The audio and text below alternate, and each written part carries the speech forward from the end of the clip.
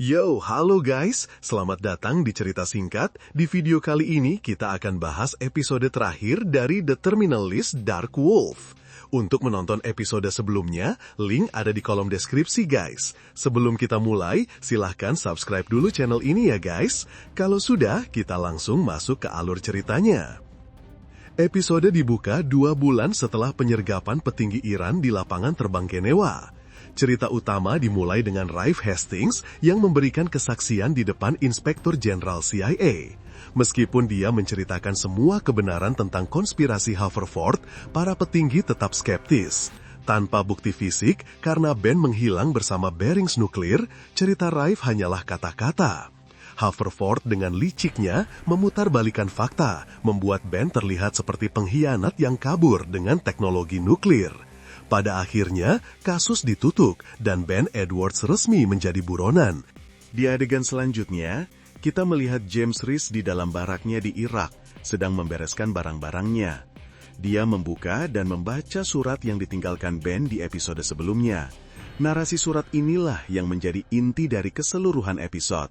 Kita melihat kilas balik kehidupannya yang hilang, momen-momen bahagia bersama istrinya Amy, yang kini hanya tinggal kenangan di video lama.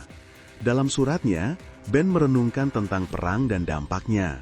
Dia menulis tentang bagaimana birokrat dan politisi yang tidak pernah merasakan medan perang, justru yang mengendalikan semuanya, seringkali dengan konsekuensi yang fatal bagi para prajurit.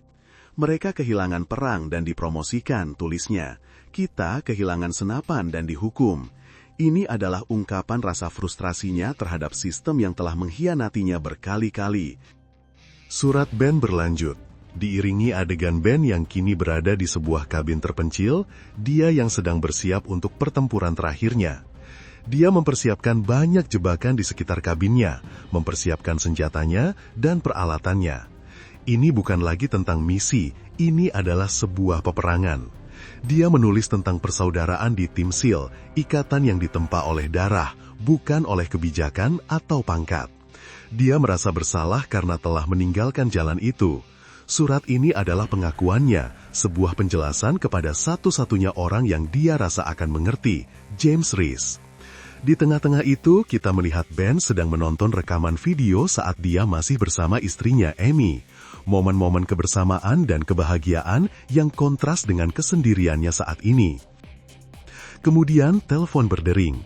Ben menghubungi Reese. Reese menceritakan bahwa ia telah membaca suratnya dan berbicara dengan Rafe. Dia tahu Ben tidak bersalah dan mencoba meyakinkannya untuk kembali. Kau tidak harus menanggung beban ini sendirian, kata Reese. Tapi Ben tahu sudah terlambat baginya.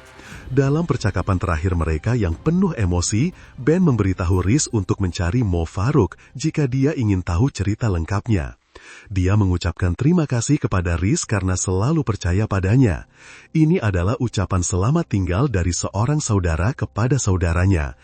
Setelah menutup telepon dengan Reese, Ben menghubungi Tal. Rencana terakhir mereka dimulai. Ben dengan sengaja menyalakan kembali ponselnya, membuat lokasinya terdeteksi oleh Haverford dan Cyrus. Dia menjadi umpan untuk memancing mereka keluar. Aku akan memberi mereka alasan untuk terus bicara, kata Ben kepada Tal, memberinya waktu 15 menit yang krusial untuk meretas komunikasi mereka dan mendapatkan bukti yang tak terbantahkan. Umpan itu langsung disambut oleh Haverford dan Cyrus. Ben telah memilih medannya sendiri, sebuah peternakan terpencil di pegunungan, tempat di mana dia akan membuat pertahanan terakhirnya.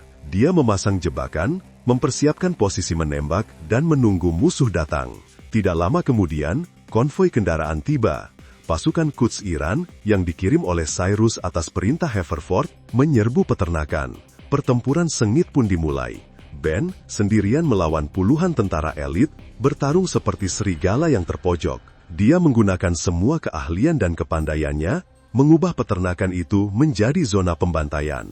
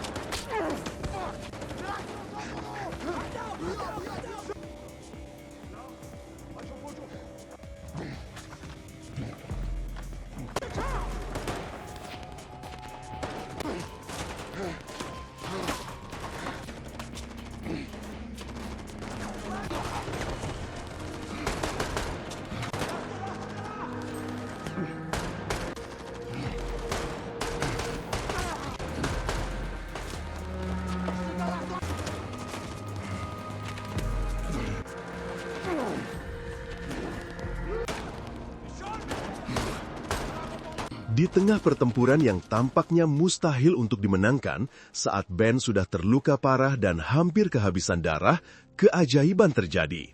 Sebuah kapak langsung melumpuhkan seorang penyerang yang sudah siap menghabisi Ben.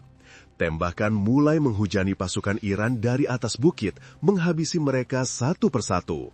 Bala bantuan telah tiba. Tapi itu bukan CIA atau militer.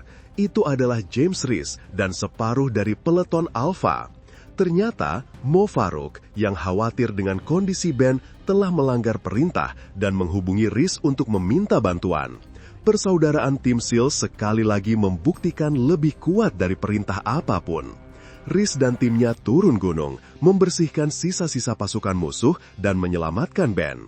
Dalam momen yang mengharukan, Reese merawat luka Ben, sementara Busser dan yang lainnya mengamankan lokasi. Busser menemukan koper berisi bearings nuklir yang telah dikubur Ben. Berapa banyak orang yang mati untuk benda ini? Tanya Busser. Terlalu banyak, jawab Ben.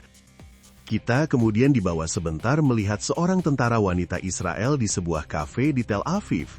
Ben meninggalkan sebuah amplop di mejanya berisi gelang milik Elisa. Ternyata, wanita cantik itu adalah Noah, anak almarhum Elisa.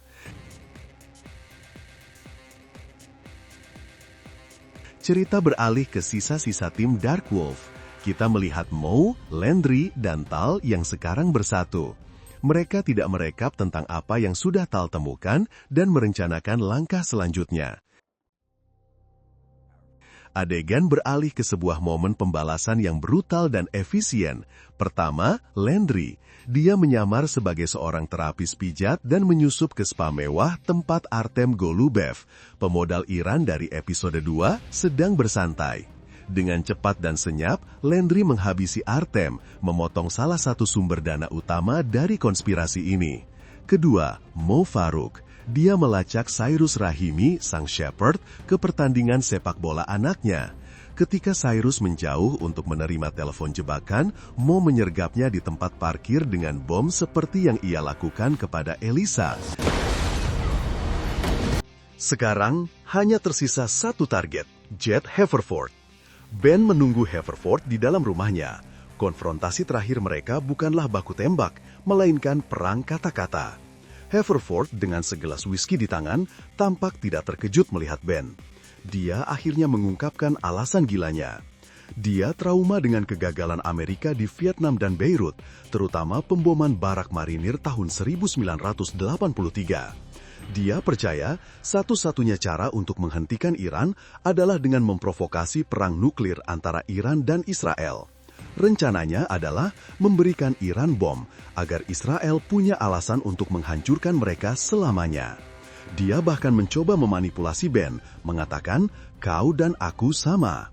Dia mengaku bahwa dialah yang memerintahkan serangan bom mobil di Zurich yang menewaskan Eliza, yang sebenarnya ditujukan untuk Ben. Tapi Ben tidak lagi termakan omong kosongnya. Dia menolak menjadi monster seperti Haverford. Kau akan mendapat nomor di penjara Supermax, kata Ben. Dia mengungkapkan kartu asnya. Tal telah berhasil mendapatkan semua bukti komunikasi antara Haverford dan Iran, membuktikan pengkhianatannya. Haverford, yang sadar permainannya telah berakhir, justru menantang Ben untuk membunuhnya. Tapi Ben menolak memberinya kepuasan itu. Saat sirena polisi mendekat, Ben berjalan pergi, meninggalkan Haverford untuk menghadapi keadilan sistem yang telah dia khianati.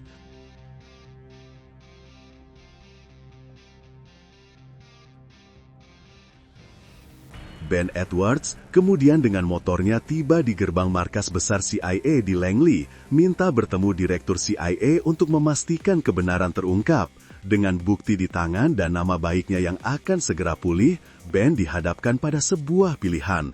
Dia bisa kembali ke kehidupan normal. Beberapa bulan kemudian, Ben bertemu dengan rekannya dari Delta Force, Dasher, di Coronado. Dasher menawarinya pekerjaan di Ground Branch CIA, sebuah unit paramiliter elit. Ben awalnya menolak, mengatakan dia ingin berlayar keliling dunia. Tapi Dasher tahu betul sifat asli Ben. Orang seperti kita tidak diciptakan untuk berjalan di muka bumi, Ben, katanya. Kita di sini untuk membakarnya, membuat ruang untuk sesuatu yang lebih baik.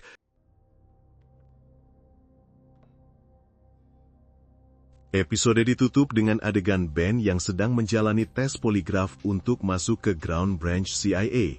Pertanyaan-pertanyaan yang diajukan adalah rekap dari semua dosa dan tindakannya selama ini, mengenai pembunuhan Hamid Al-Jaburi, dan apakah dia dan timnya bertanggung jawab atas kematian intelijen Jerman. Saat ditanya kenapa dia ingin bergabung, jawabannya singkat dan tegas, karena disinilah tempatku. Ben Edwards telah menerima takdirnya, bukan lagi seorang prajurit, dia adalah serigala, predator yang berburu dalam bayang-bayang. Dan kita tahu, jalan ini pada akhirnya akan membawanya ke konfrontasi terakhir dengan sahabatnya sendiri, James Reese, seperti yang kita saksikan di season 1 film ini. Dan begitulah akhir dari The Terminal List Dark Wolf, sebuah perjalanan yang brutal, emosional. Apa pendapat kalian tentang akhir cerita ini? Tulis di kolom komentar ya. Terima kasih sudah mengikuti serial ini di Cerita Singkat. Jangan lupa like, subscribe, dan sampai jumpa di video selanjutnya.